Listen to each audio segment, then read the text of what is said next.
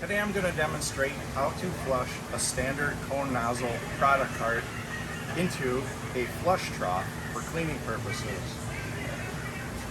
First thing I'm going to want to do is take this cart, kick off the locking caster so I can roll it. I'm just going to roll it out, and I'm just going to pivot it 90 degrees in position here, and then lock it back down with the caster.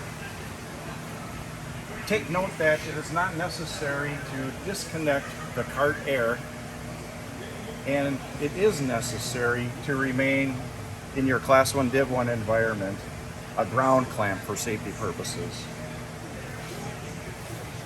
The next step is I'm going to roll in this flush cart, and the idea here is to center the nozzle approximately in the center line of the trough, and then I'll just kick the locking casters into place. Today I'm using also, just to recover water for demonstration purposes, 5-gallon pail, so I'm going to slide these into position down below the drain.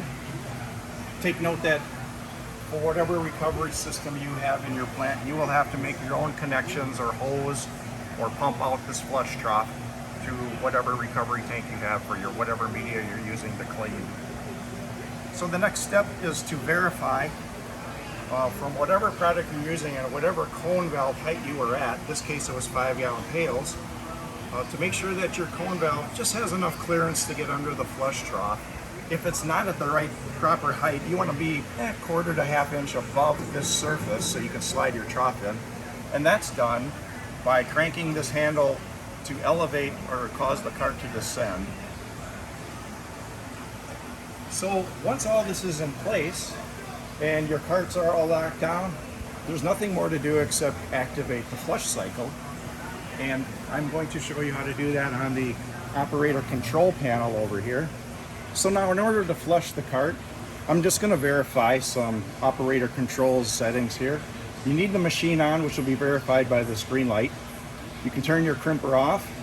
Make sure you're in the fill cycle because we're going to want to pump whatever cleaning media you're using through the ball valves and through the cone nozzle to flush. And the only thing left to do is to activate the flush cycle, which I'll do right now and demonstrate this flushing action.